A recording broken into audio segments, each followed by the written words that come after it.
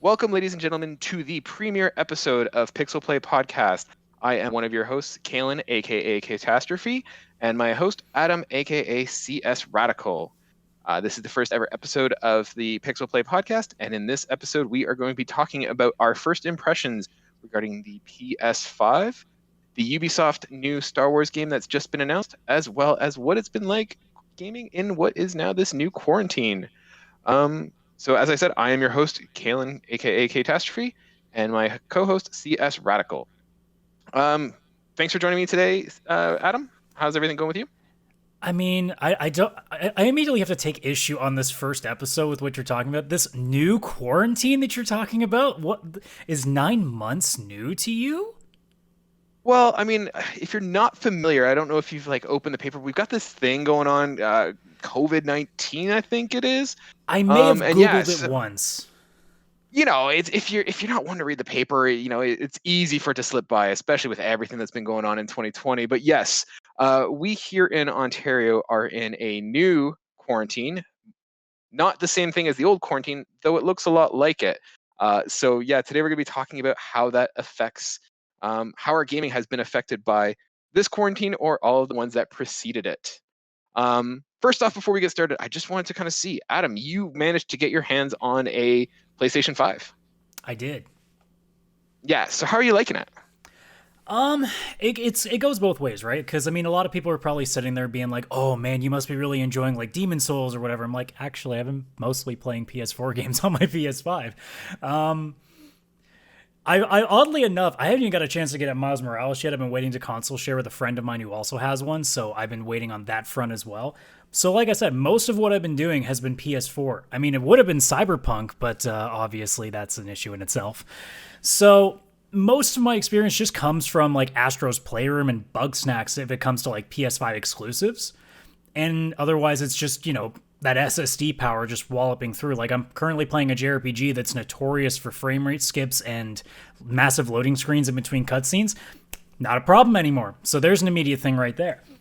But realistically, it's Astro's Playroom. God damn, I'm so happy that game is free for everybody because like that 2 hours basically made me go, oh, that's what the future's going to look like with the way the controller works and the sound and everything. Like, man, that's the stuff that made me go, okay, this was a good investment. It's just a damn shame that there's not too much else to enjoy on it unless you're very specifically like interested in like a Souls game.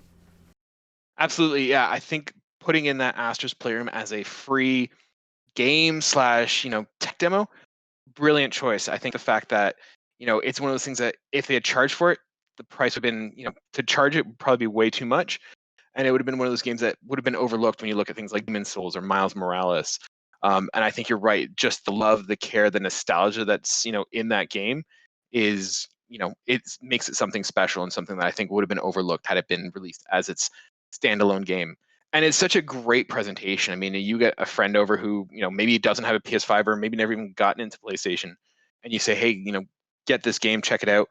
It instantly sells you on, hey, here are the cool features of the PlayStation 5. Now, in terms of the features, like what is it that's you mentioned the SSD. I know for me, one of the big things is the DualSense. I didn't really have a lot of familiarity with it. We obviously didn't get our hands on it until it released, and honestly, it surprises me. Like the haptic feedback, the pressure on the triggers. It's a cool little feature, and I'm really impressed with how much it changes it. I felt my fingers had to get a little used to it when I was playing Miles Morales, and I was getting fatigue in my fingers from just constantly trying to push my against hands those, went numb the skills. first like 10 after like 10-15 minutes of Astros. I legitimately, my hands kind of like numbed for a minute because it's not used to the shaking. Oh, for sure. And I think that's something that us as gamers, we don't get very often anymore. I mean, we don't have we've got that muscle memory now and we don't get a lot of things new that kind of challenge us and make us kind of, present something new. And for us to have those muscle memory and those issues, it's something cool that shows like this is new and this is exciting. You are right though about you are right about the DualSense being a key thing. Like now that I've held it, I've seen a lot of people ask me about it who still own a PS4. It's like, okay, at least tell me what the controller is like. And every time I say, dude, I don't think I can go back to use it. Like I still use my normal PS4 controller for like PC play. But even then, like I'm sitting there playing being like, I really want to use my DualSense. but I also don't want to like screw up the connections between my PS5 and redoing it to PC. So it's like, screw it. I know Steam can do DualSense, which is a friggin' amazing thing. And the fact that they're doing all these fixes that they can actually like possibly use the rumble feature on PC games, which I'm like, dude, PC gamers are really gonna like suddenly think twice about mouse and keyboard if they get to have like fully rumble features in their PC games. That would be incredible. But otherwise, yeah, no, like the controller itself feels like just a little bit extra weight to it, which gives that extra like, you feel like you're actually holding something that you can't like immediately slip out of your hands and throw across the room for like the one time you like shake your hand a little too hard. It does feel like it's got some heft to it now, which is something it's been needing for a while. It does. And, you know, I mean, it's not the best battery life in the world, but considering what it's bringing to the table, I'm kind of impressed with it. It's certainly doing much better than what the DualShock 4 was doing. And I was a big fan of the DualShock 4. I was kind of, before I got my hands on the DualSense, I was kind of dreading, and, you know, I don't want to give up my DualShock. I really liked it. But now that I've used it, it's definitely something that I've forgotten. And now I'm all about the DualSense. You mentioned Astro's Playroom. What other, have you played any other PS5 exclusive or launch games? Aside from Bugsnax, no, I haven't. I've been waiting for, because I'm a pretty cheap gamer, so I've been waiting quite a while for Miles Morales. Although I think I might get that for free just from the console sharing feature whenever I get around to that with one of my friends. Demon Souls is a big one that I don't even know. Even if it's like half price, I don't think it's good enough for me because I have a bad history with Souls games because I generally don't like getting my ass handed really, really consistently to me, which is exactly what Souls games are. But my God, does Demon Souls look so beautiful that I think I'm willing to take a gorgeous looking ass kicking once in a while. See, it's one of those games I wish I could get into Demon Souls, but I don't have a lot of time to game, or, I don't have a lot of time to dedicate to a game that asks me to dedicate a lot of time to it. I don't have the time to get good. I kind of want to make progression as I'm playing, and I feel like I've tried some of the From games, like I've tried Sekiro, and I was just, it's a cool concept. I get it. I understand why people like it. I just don't have the time to commit to it. So it's one of those, it looks interesting from the outside, but I've never gotten in. As for me, I've been playing, I did play Miles Morales. I really liked it. If you like Spider-Man PS4, you're going to like Miles Morales. But I feel like that's both its positive and its detriment. It's more Spider-Man PS4, which is great. And it's just more Spider-Man PS4. It kind of does suffer from being a bit of a shorter game. It's not got the depth that the PS4 Spider-Man had, in just the sense that it is a shorter game. I felt like there was constantly, like, we just kept moving, and there was never any surprises or any sort of shocks or anything like that. Like, you can see him a mile coming away. No pun intended about Miles, but yeah, you can see any surprises or twists and turns that come pretty obviously. The powers are cool, but it does more of what Spider-Man PS4 does, and I kind of feel like with the, I'm going to say, lackluster expansion that we got, the City That Never Sleeps, I was kind of disappointed by that, and I feel like Miles Morales probably should have been the DLC that we got, and it would have been perfect for that. That being said, it's gorgeous, it looks great, but it doesn't really reinvent anything. So, well, I'm hearing you talk about how like it's very much a lot in the same with when it comes to Spider-Man PS4. But I will ask you one important question. Yes. I don't recall there being a Spider Cat in the original Spider-Man. Well, I mean, I guess technically by lore there was. You just never saw it. But yeah, the cat is really cool. It's a neat little outfit, but I don't know if it was just how I played, but it's something that comes out late in the game, so it's kind of more of like an end game or late game kind of skin. Super cool when it's there, but yeah, it takes a little while to get it done. Better late than never, as far as I see it. That's true. So yeah, it's a cool little feature, and Miles is cool. The characters are cool, but I'm a classic Peter Parker kind of Spider-Man guy. So yeah. What about Bugsnax? That's one that's. Like... Yeah, I was gonna say, what about Bugsnax? That's one that's sitting on my hard drive that I haven't had a chance to open up yet. I never finished it. I did look at what the ending is of it. I don't think Bugsnax is a bad game. I said it on another podcast that I run, where it's a really, really fun game, but it's a kind of game that, like, I don't think I could play for 8 hours, which is about as long as that game takes. It really felt like it should have been a 4-hour game, because it really is like Pokemon Snap, just with a little bit extra to it, right? Yeah. But the charm is there. Like, the fact that you have all these, like, food created animals that basically sound like Pokemon as they always do. It's because you got, like, for example, there's one called Bunger, which is like a burger in its plastic like paper wrap or whatever, and it's got like curly fries as like its legs. And all it does is walk around going Bunger, Bunger, Bunger, Bunger, Bunger. And it's so adorable, and it's ridiculously charming on a level that like even guys our age would still enjoy it. And then obviously if anybody has kids, it's still great on that aspect. So it did end up becoming a game that I think is great for everybody. It's just one of those games that, and I'm sure anybody can think of a lot of names if you just think about it for half a second. It's that game that is really fun, but after doing it enough times, it doesn't matter how fun it was before. You just kind of like lose sight of it. And the story that it tells or tries to tell isn't really like enthralling enough to keep you past the repetition. I play JRPGs for a living, and stories are pretty, like, I'm basically hitting fight and watching things happen, and I can enjoy that. Bugsnax doesn't do that kind of stuff. It goes for about 4 hours for me until it was like, okay, I think I get the sense of this, but I'm good. But thankfully it was a free game, so I'm not going to complain. Yeah, maybe it is one of those games that just it benefited from being Price is Right for what it was, kind of thing. So that's one that's, if I paid $60 for it, there'd be different thoughts. Yeah, and I wonder if that's sort of been the reception, is the fact that it's, comes with the PlayStation Plus. It does make it a little bit better. One other game that I've been playing and I've gotten the wife into as well is Sackboy's Big Adventure. Have you tried this one? No, I looked at it. I don't think it's my cup of tea personally, but I can definitely see, like, anybody who's into platformers, that's a big one up their alley. Adam, it really does remind me game. of like Super Mario 3D World, like on Wii U. Like the first time I saw that, it looks exactly like that to me. It's 100% unashamedly, like, it's taking everything that we get from Mario and we get from all those classic PlayStation platformers. You got your Jack and Daxters and Sly Coopers. It's just got that same sort of charm, and I think kind of puts it up there with those classics.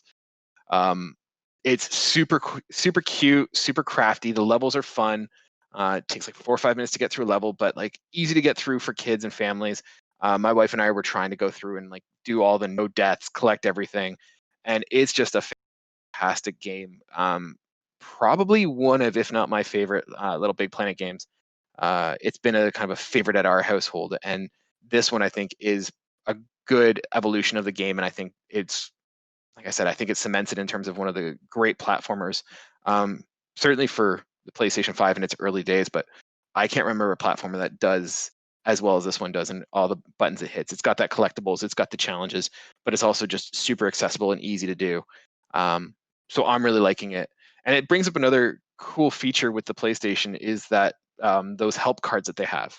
So I don't know if you saw the promos that they do before, but if you're playing a game and you get stuck, little like corner screens where you can see like the it's super awesome. So like we'll play a level a couple times, and then we'll have 1 or 2 little orbs or collectibles that we're missing, and it just, you click on it, it shows you exactly where it is in a short little 30-40 second video. Super cool little feature. Sometimes I feel like I'm cheating in terms of watching it, but I mean, it's no different than looking at a walkthrough through like a guide. And I think it's nice that it's designed and more simplistic in the sense that you don't have to go and find a good review, because there's been tons of times where you go and you find a review that's just not well written, and to have it right there at your fingertips is awesome.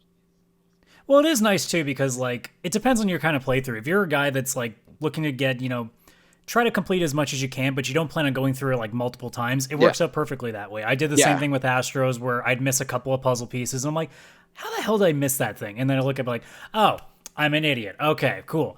But like, I definitely wouldn't have done that and like gone through the entire game twice. So having that there, it also helps just even from the sense of like, okay, I want to make sure I got as much as I could, and I want to get the most out of that game. Yeah. Whereas, there are some games where I don't think it'll apply, and it all depends on what the developers want to do, because it's their choice to do it. But I think if it's done right, like it can definitely give people who, just need that little extra bit of help, it just gives them something. Yeah, for sure. I don't see this as something that every publisher is going to do. It'll probably be, Sony exclusive, Sony developed, Sony first party games, and you might have the odd one here or there that does it, but generally I think it's going to be a Sony exclusive. But it's a cool little feature that I hope more developers pick up on. So yeah. Any other final thoughts in terms of PS5, first impressions, what we think early on in the generation? I don't care how big a boy it is. It's the goodest of big boys. That's all. Yeah, I do find I wish the hard drive was a little bit bigger. I know that that is going to eventually be expandable, but I do feel that the hard drive is a little tiny, and it's a massive console. Like I have a pretty large cabinet for my consoles, and it takes up a lot of room in it. So, It's but it's basically great. I love like it. about the same size as my desktop. Like it pretty much it's like maybe a couple inches taller than my PC is. So it doesn't Yeah. feel too different to me. But yeah, the hard drive if it was just like 500 gigabytes like bigger, I think I'd be okay. I can still make it work because I have no problem just taking games on my hard drive and reinstalling them because I don't have a crappy internet connection, but it would be nice to have a little bit more, especially if the pricing that the next SSDs that you can attach to it are going to be really expensive. That's the other worry too. Is you hope they don't cost you like $200-300 just to get an extra terabyte. Yeah, for sure. It'll be interesting to see what the price is when it comes out, but I think it's something that's going to be definitely needed. So cool. All right. Next thing, Ubisoft announces that they are in development for a Star Wars open world game. This comes from a small news outlet. You might have heard of it, IGN. Um, Never heard of it. Ubisoft is Who? working on these small little upstarts. They're trying to make a name for themselves. I figured I'd give them a click. I mean, I got to Ubisoft tell is you, working I on hear an about these GameSpot guys. I think they might have a chance too. They might become something. it's any one of them. It's anybody's game as to what's going to happen with them. So Matt TM Kim writes, Ubisoft is working on a story-driven open-world Star Wars game with Lucasfilm Games. The Division developer, Ubisoft Massive, will develop the new game. According to Ubisoft CEO Yves Guillemot, it marks the start of a long collaboration with Disney. Skipping through, it's going to be using the Snowdrop engine, and the interesting thing that it is going to be part of the canon timeline. No indication has been given as to whether Massive Star Wars game will be multiplayer or single player, and what part of Star Wars timeline it would be part of. So first off, Adam, where are you in Star Wars? What's your thoughts on it? Where do you land as a Star Wars fan? I land at the point of I remember when it used to be fun, and now I'm at the point of like, okay, I'm on the fence. It's Oh, weird. I loved the old films, and I even like the original pre. I will get a lot of flack for this, but I actually didn't mind the prequels that much. And I really, really don't like the new movies. I really don't. And it's okay. weird because I used to hate Star Trek, the TV show, and I love the new film. So it's been this weird like change where now I'm a big Star Trek guy and I can't stand Star Wars right now. Although I will say I'm not a Disney Plus guy, so I haven't seen Mandalorian yet, and I've heard amazing things about that. So Yeah. so there's definitely that there. Game wise, it's been all over the place. I mean, it's like that with any licensed title. I mean, for every Knights of the Old Republic or every Rogue Squadron, there is Battlefront and Battlefront 2 and basically everything EA's put out for the most part. Yeah. I mean, I've seen a lot of people like Jedi Fallen Order. I personally hated it. I couldn't get into it. Why is that? And then I haven't tried out Squadrons yet. Fallen Order, I found that, and it had nothing to do with the gameplay. It's the fact that after like 5 hours, I was sitting there being like, okay, what am I doing? Who are these people? Why should I care? And after 5 hours, I went, I don't have an answer for any of this. I don't know what I'm doing. I don't know who any of these people really are, other than the fact that the one lady has her eyes extremely wide open for some reason, which is kind of unnerving. And other than that, like I really sat back and went, okay, I mean, this is like Souls mixed with Uncharted level gameplay, and it's fun, it's challenging, but I'm not feeling anything. And after 5 hours, my expectation that is, unless you are a JRPG, which are notorious for taking hours to get going, I expect out of an adventure game to at least have a pretty good sense of where I stand after 5 hours. And when I don't, peace, I'm out. See, I'm the opposite. I loved Jedi Fallen Order. I thought it was a perfect combination of, it had like a Dark Souls. I'm saying that loosely because I know it wasn't. I would almost say it's closer to like a God of War 4 kind of combat. Where it's got that skill, that dodge, but I mean, it's not super hard to do. Mixed with that Uncharted sort of, popcorn flick. I thought it was great. I am a unapologetic Star Wars nerd and huge fanboy. I've been since I was a small little kid. And so, it comes and goes with every single movie, but for the most part, I have always been a Star Wars fan, and I am super excited for this. I thought Jedi Fallen Order was great. Rogue Squadron was a great game, awesome idea. kind of wish it was flushed out a little bit more, but I really enjoyed it. I do want to play the VR version of that because I've heard amazing things about that game in VR. That's the only way to play it, in my opinion. I have a VR system, VR with my PS4, and I had it hooked up, and yeah, I tried going into just a regular, non-VR game, and it was no, you can't go back to it. So, best way to do it. The graphics do dip, but I've never felt more. I mean, it's worth it when you can literally look around and be like, oh, that's space. Yeah. Oh, it's totally the case. Like I have never felt more like an X-wing pilot than playing Star Wars Squadrons in VR. Although interestingly, I love the TIE Fighter. The TIE Fighter was the best one. Oh yeah, no, it's totally. You fell for it. It's totally. You fell for the trap. They gave you the cookies and the red Kool-Aid. Yeah, I'm no rebel scum. So, so my question to you is, what about Ubisoft? Where are you as a Ubisoft player? What games have you played? Where do you fall in them as a developer? I was about to ask, I'm like, are we talking about their games or as a company? Because those are two completely different things right now. in terms of games and their game development, what's been your experience with Ubisoft? I mean, most of it's been positive. I mean, it's like any other game company of that scale. You're going to have your dips and your highs. And, it's like Assassin's Creed Odyssey was great. I've heard from my buddy of mine that Valhalla is really, really good too. So that's something I'm waiting to get into somewhere down the road. Division, which ironically is where the open world game is apparently going to come from. I'm of two different minds to it. I really love the Division as a concept, and I did like it as a game, except it just after a while it's like bug snacks. After a while you're like, okay, what else you got for me? And then you realize that's it. But I mean, that's the problem with a lot of games as a live service games, is that they run out of steam pretty quickly, especially one that's in real life where you can't really have like fancy outfits. When the fancy thing is, oh, this is a red winter toque, and you're like, damn, that's good. Yeah. It's do I want red hoodie or the company, blue hoodie? like, Ubisoft's pretty cool. Like, despite what I think about the company themselves right now, which is a lot of very negative things, from what they release, it's relatively good. So when I saw that they were getting a Star Wars chance, I'm like, I mean, it's not EA, so I'll take it. I could definitely think of other choices, but I mean, Ubisoft's not the worst one. It might be like still in the bottom half of the list, but it's not the bottom. Ubisoft to me is like, not necessarily this chain, but it's like a chain restaurant. It's like McDonald's. You're not going to brag about it. It's not going to be the best meal you've ever had, but every time you go, you're going to get a decent game. Nothing's going to surprise you, but it's not going to be terrible either. It's not like going to a fancy steakhouse. You're not going to be, talking about this meal for, months on end or whatever, but, you're going to enjoy yourself while you have it. And that's where I've been with Ubisoft. I love the Assassin's Creed franchise. I did a little bit of Far Cry here and there.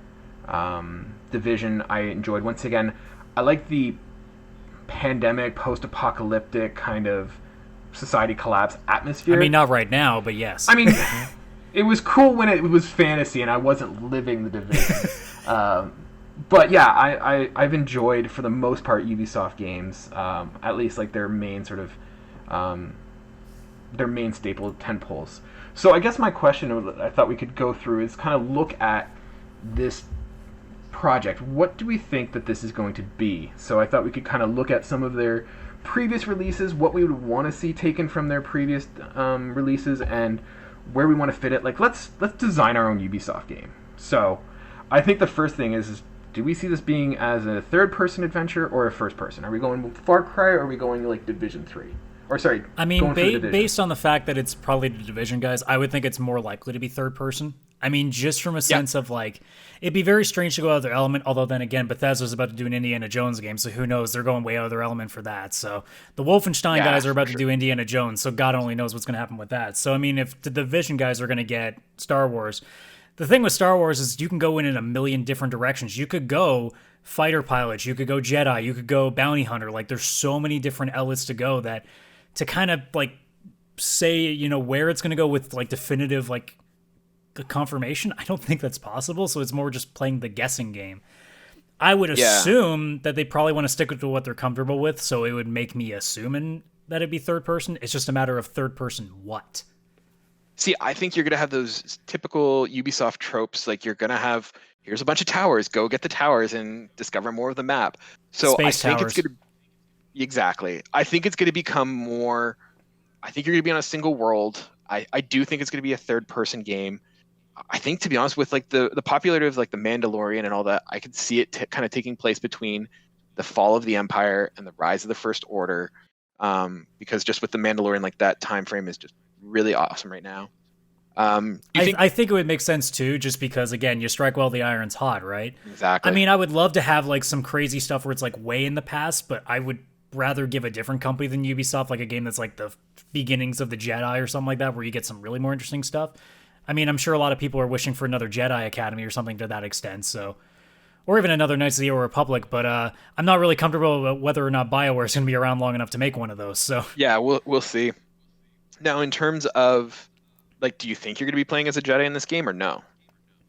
Personally, I hope not, just because I think it's too easy, personally. And then considering that Fallen Order already does that, it's like, okay, it would make more sense to switch it up. And because of Mandalorian's success, I think it even makes more sense then to also go that route, because not only would it be different from what most Star Wars games are, it's also going in more of a popular direction that people will be happy about regardless. So I think it makes sense to do, like, I'm not saying a Han Solo game or a Boba Fett game, but even just like if you want to create a brand new character, and just even if it's a Mandalorian game, I don't think it matters regardless, but I would still swing in the ways of like, I want something original, just because I feel like it would be too easy just to be like, okay, it's a Mandalorian game, or oh, it's a Han Solo game.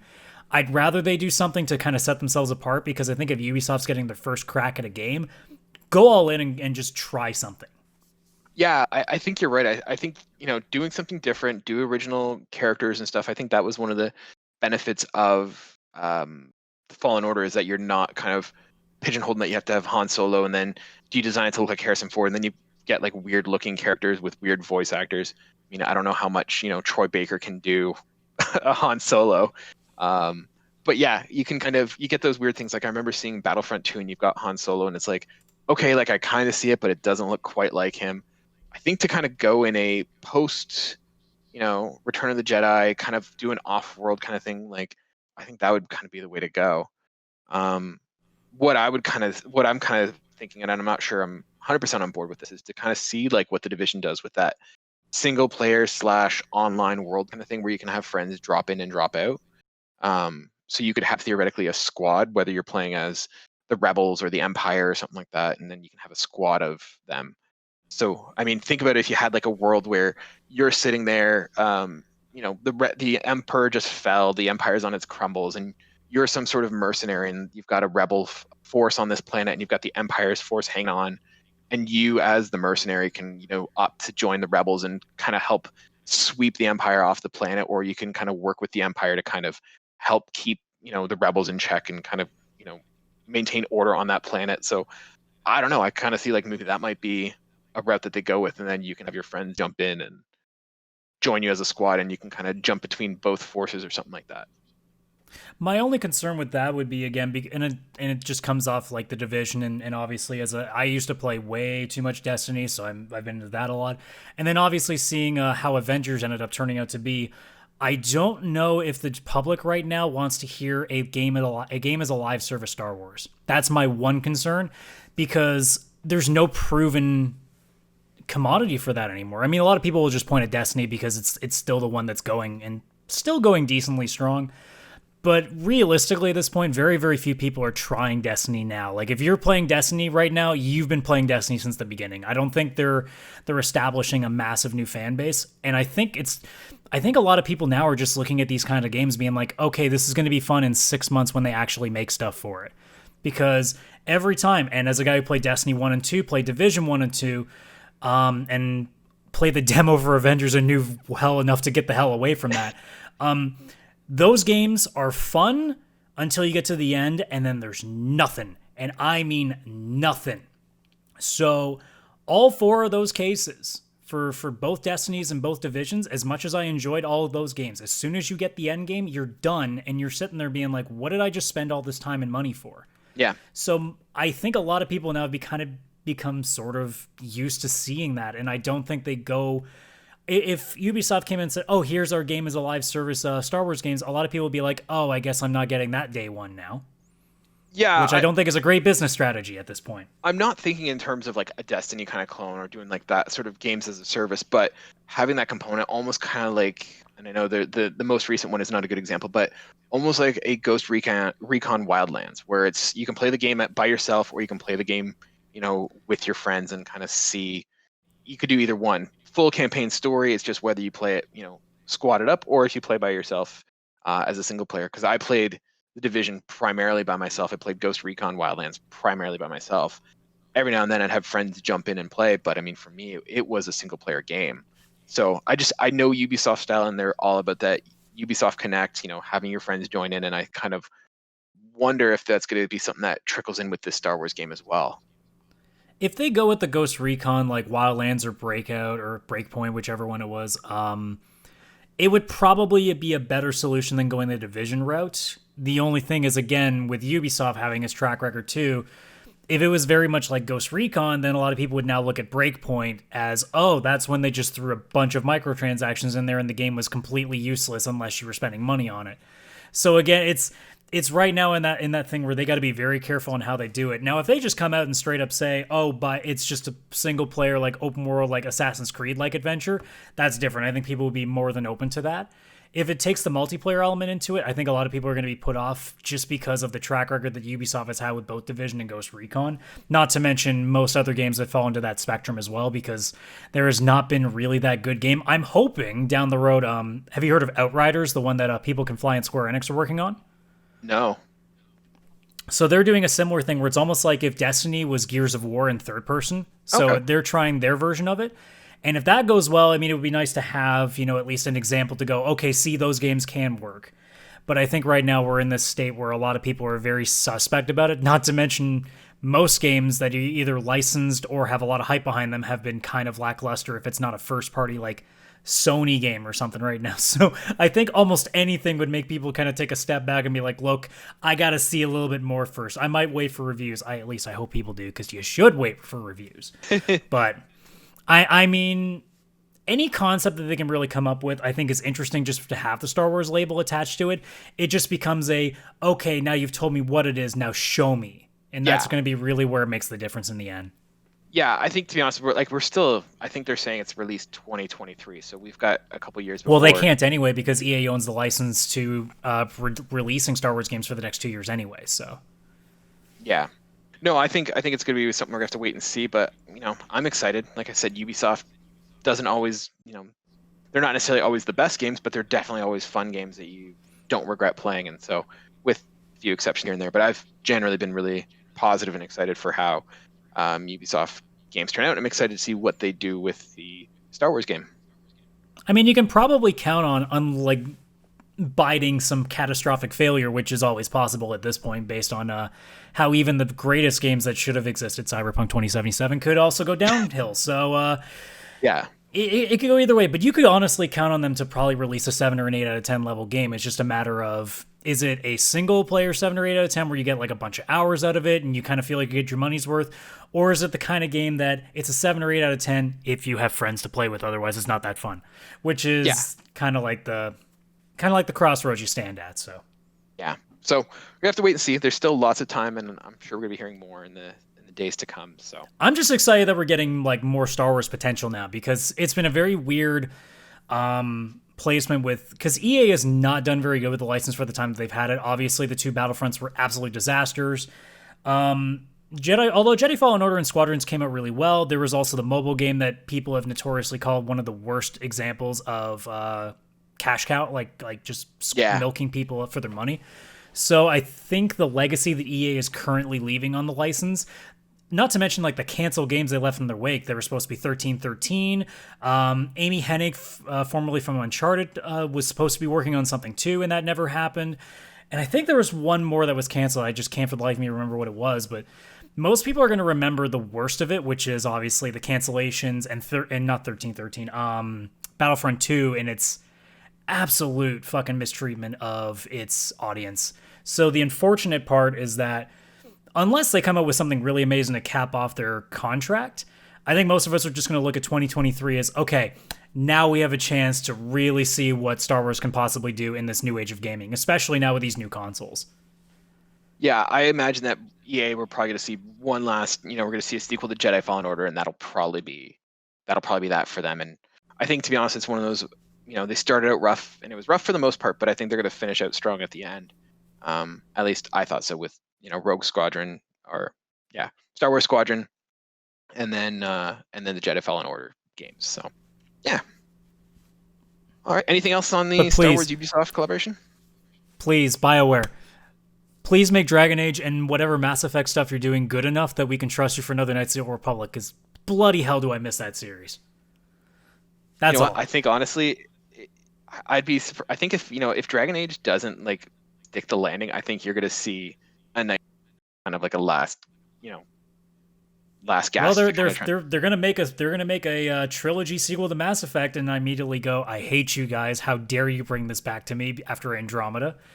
But I don't know. We'll see what happens, because EA has no track record of just destroying companies in their wake that they buy. So unless you're Respawn, and then in some way you like end up being the anomaly, like you just make amazing stuff even though you're under EA's umbrella, which is just unheard of.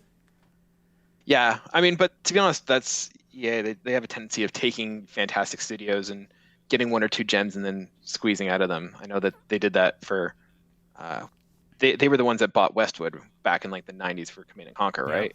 And, like Westwood used to be like the pinnacle of real-time strategy. I'm blanking on the name of the company, but the Dead Space guys were the big one too. That was a huge letdown for a lot of people. So no, I know they don't have a great track record of keeping the talent within certain developers. No. All right, moving on. Gaming in quarantine. So yeah, if you haven't heard, there's a little bit of a bug going around right now that is throwing the world in a bit of a chaos. We're all being kept indoors, kept to ourselves, and for most of us, we may not have noticed that has been the case. But yes, for the rest of the world, they are being told to stay inside. So what that means for us is we now have an excuse to not have to do social obligations, and that theoretically gives us more time for gaming. So Adam, let me ask you, in the past year with quarantine, what has gaming looked like for you? About the same, pretty much. Are you finding that with the quarantine, like, are you kind of like getting through your backlog and getting to the point where like, I've got nothing to play, like I should try this game that I've never played before? Oh, I've got words, my friend.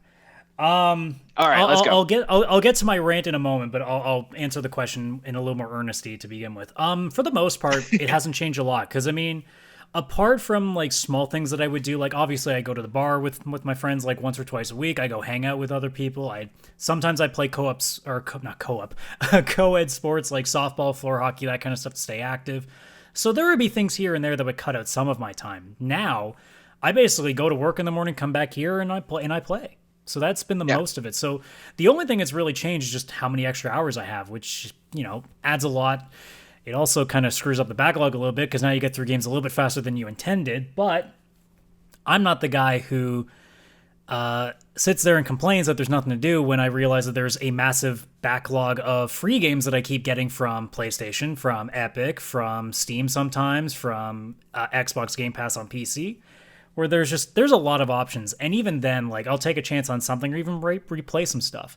Had it not been for the quarantine, there's a lot of stuff that I never would have taken a look at, whether it's AAA or indie. It gives me the chance to take a chance on something, which is definitely something I wouldn't have done when I had much more limited time than what I used to.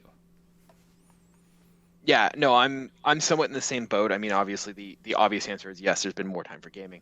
But to be honest, I'm kind of surprised that there hasn't been as much time for gaming as I would have thought. I mean, I feel like with my family now being home and not having outings to do, like them being home, I as much as we're home more, like I'm spending more time with them, which is an awesome thing. So it's not as much more gaming time as you might anticipate, but I am finding, like I'm getting a chance to go into backlogs, try games I haven't played before, go for platinums. I'm not typically a trophy guy, but I've managed to get quite a few now with quarantine going through.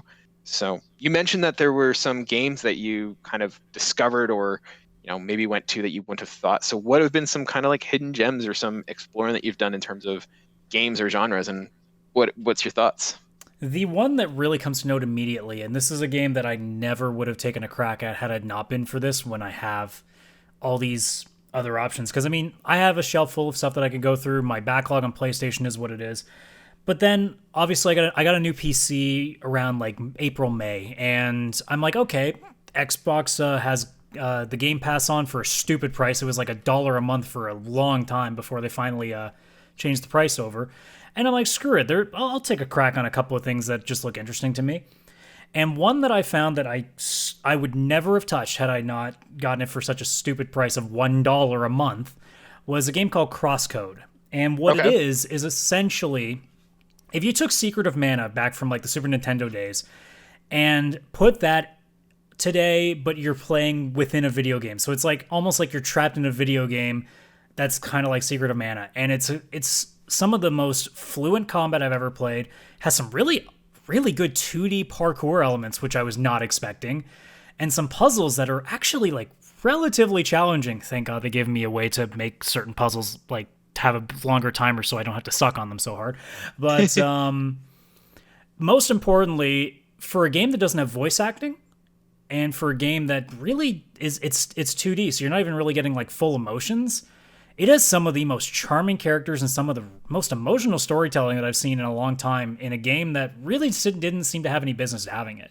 There are a few moments where it's like, holy crap, like I can feel like my heart like beating a little bit faster, or even just like I can feel like my face like getting a little bit like shaky because I'm like not like crying edge, but like, oh man, like this really does something. That was something that I had no expectation of. And again, like I said, like that's the kind of stuff that really made me open my eyes to like, man, I really should take a stab at something that I wouldn't normally, especially around these times when I have all this extra time to work with, especially now because we keep looking at the release schedule and it's barren. So, you know, there is so much room now, unless you're playing like MMORPGs or anything that's going to take you like hundreds and hundreds of hours. If you're just playing shorter games, like this is the perfect time to just try something and get out of your comfort zone.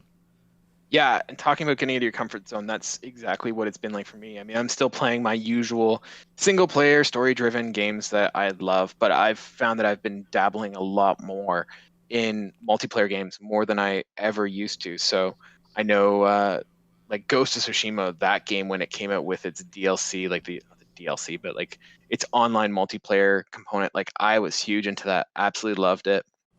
When Fall Guys came out back in August, like I was playing that for a month or two. That was super fun. Oh yeah, it came out at like a perfect time. Like we're all inside, we're not doing anything, nothing really coming out. So like I thought that game came out at a great time. Even just playing something like Among Us has become like my new social gaming experience with all of our friends. Even I got a group I play every week with. Yeah, even your friends who don't play Among Us, it's great just to have them. You know, they've got a phone and you just say, "Hey, download this." It's 3 or 4 buttons, and you just go around killing your friends. And I know it's become like a group game for us to play. It's so easy, so intuitive, and once again through the mobile app, it's free, so it's like perfectly priced. So, and even then on Steam, it's like $5. So even then, it doesn't dent your wallet. No, not at all. And like I think they know exactly what they've got on their hands, and I think that game has benefited hugely, maybe even more than any game in terms of here's a quarantine, you've got nothing to do, go kill your friends on a spaceship. So perfect. Who knew that the game to wreck your friendships is the one that's saving it? Well, I mean, Mario Kart can't always be the one doing it. You know, sometimes you got to pass. You can't always be the villain. You have to have someone else take it up. So. Yeah. Any other sort of surprises or any hits that have kind of crept along? One I forgot to mention. I played Hollow Knight over the quarantine, and that one was a game that I never would have taken a look at. It's not my kind of thing. And I was surprised. I enjoyed it for the most part. Much bigger than I thought it was, and I got definitely lost several times, but I enjoyed it. What about you? The only other one that comes to mind, because most of my gaming time has been with games that I'm already like relatively used to. I mean, there's like a bunch of here and there. Like I've played a lot of like really short like puzzle games and stuff, but for the most part, like if I'm talking like the ones that really did something, Crosscode is the first one. The other one is Tell Me Why, which is Don't Nod's latest chapter-based like story game, made by the same guys who do Life is Strange, for those who don't know the company name. So this game, again, very much like a lot of, you know, your chapter like point and click, like choose your own adventure kind of games.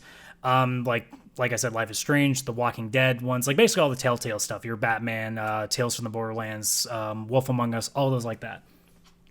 Tell Me Why is shorter. It's only 3 chapters instead of like most games usually doing 5. Each chapter is about 3 hours apiece, so you can finish the whole thing in a day if you want, or you can just, play a chapter every night and kind of get through that. And for a game to basically be about, a brother and sister, or I guess technically at the time a sister and sister, and then one of the sisters is now trans, is now a male, and, they're sitting out in like some crazy little small town out in Alaska, and they're going back and reliving their childhood through their old family home, which has some pretty bad memories to it. And it works out to be this 9 to 10 hour story that has a little bit of mystery to it, a lot of emotion to it, and really something that doesn't demand a lot of your attention apart from just your ears and your eyes. It doesn't take like, you're not doing crazy combos or anything. You're not having to worry about dodging stuff. It's just go walk around, take in the views, try to like just take another piece out of that puzzle and put it into place, and slowly but surely, get a little bit further in. And it's very well voice acted, and the pacing, it can go both ways. There are some, like the first chapter in itself is a masterpiece. Like I love the first chapter. It does everything you want to. It introduces everything, gives you just enough mystery that by the time it flips the last little switch on at the end, you go, oh crap, what the hell's going to happen next? And then it still keeps it going. The ending is a little suspect towards, what you were hoping for, but it's like a lot of games that you play. You don't always get what you want. You sometimes get the ending that probably makes more sense in the end instead of the one that you were hoping for. I imagine Firewatch is one that a lot of people, if they played Firewatch, know exactly what that kind of feeling is, where you're expecting one thing and you get the polar opposite of that. But as a game that I wouldn't normally go too deep in, I did play the original Life is Strange and kind of liked it, but it was another one of those things where it's the choose-your-own-adventure story games can go both ways. They can either be really good because, again, you're focused on just the story, so it can do a really good job of telling that. It's just if it doesn't, the whole thing just falls apart because it's not like there's much gameplay to save it. So when the story sucks, the whole thing sucks. Yeah, so that's kind of the reason why I stay away from them when I can. Yeah, it's held up by one sort of major pull, and if it doesn't have the sturdy base, then yeah, it's gonna... Yeah, like if a Call of Duty game's story isn't all that great, you don't really care as long as the gunplay is good. But in the case of like something like Tell Me Why, like you better be telling a good story, otherwise what am I supposed to be doing? Because walking around and hitting A is not going to make me love your game much more. Not the most compelling of gameplay. So yeah. I hit that A button really hard though, man. Oh well, I mean that's the only way you have to. I mean everyone knows that the strength that you hit the button with indicates how much damage it does. So. Well, yeah, you got to make sure that you got to move with the speed, so that way you feel like you're dodging faster, and it's just science. That's how it works. And the louder you yell, the better you're gonna get. That one's the easiest one to say that's total truth and not absolute garbage. For sure. Well, Adam, I think this has been our best episode yet. I mean, has it? I don't know. I think that negative 7th episode might have been really good. The one in the ether that we don't even know we did. The parallel universe episode. Exactly. Yeah. No. Like I said, I think it's been a good start. I will say one more thing though, since we were talking about the quarantine. Yeah, go for it. I've seen a lot of people, because I frequent social media, Reddit, Twitter, all the like. I've seen a lot of people say, "Oh, this sucks. There's nothing to do." I just want to remind everybody that 100 years ago, the last time there was a serious pandemic, we didn't have cell phones, we didn't have television, we didn't have internet, we didn't have video games. You might be taking what we have for granted. So, in this day and age where if you own a PlayStation, you get free games every month. If you own Xbox, you get free games every month. Not to mention a subscription service that's really good. You notice how I didn't mention the PlayStation one? That's because it's not very good, so we don't talk about that one. Steam has amazing sales. You also get Xbox Game Pass and PC, and Epic gives you free games every week, if not every day, for a little while.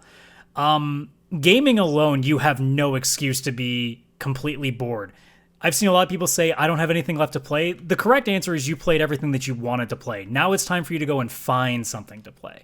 I think a lot of us get caught in this thing of we're told what to get into, and I think a lot of people are just they're lost in that because there's no new news. Like, there's no games coming out that people are like, well, there's nothing else. It's like, dude, there's thousands of games you've never heard of.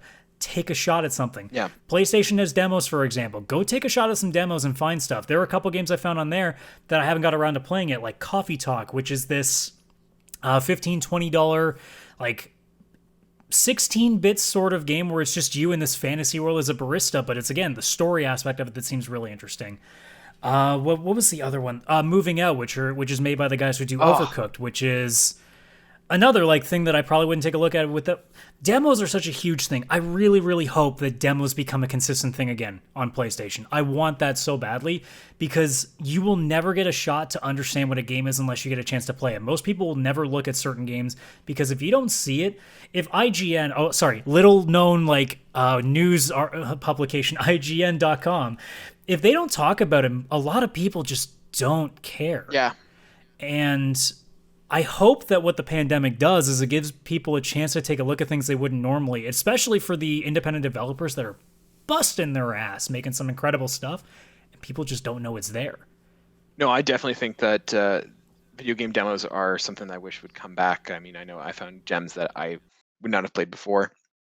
Even there's games that I try and get my nephew or my wife or whoever to play, and I don't want to drop $20-$30 in the hopes that they'll play it. Whereas if I have a demo, great, I can get it, I can try it, see if they like it. Even still, with kids, like you have a demo, they can play that thing for hours. I remember I was a kid and playing the same demo for time and time again, and that was fun. Like the friggin' old PlayStation demo disc you exactly. all the time on the originals. Like that stuff you can go forever with. Exactly. So no, I definitely agree with you. I hope the demos come back and make a difference. So cool. And even then, like it's a crazy world out there, but guys, like, we're in the tech age. There's so much stuff to do. Let's not try to pretend that there's nothing. When there's like a million subscription services and all these games on the friggin' world, not to mention Spotify, which can give you all the music you want, and podcasts up the wazoo, so you can have hours and hours of stuff to do. It's just, guys, like, you just gotta look. You gotta take a chance at something. That's all. You can always read a book too. So yeah, lots of options. No, that's out of my range. I'm not gonna lie. Yeah, for sure. All right. Well, thank you so much for joining us. This has been the first episode of the PixelPlay Podcast. Once again, I am Kaylan, aka Ktastrophy, and my co-host has been Adam, aka CSRadical. Thank you guys for joining us, and we'll talk to you soon. Bye now.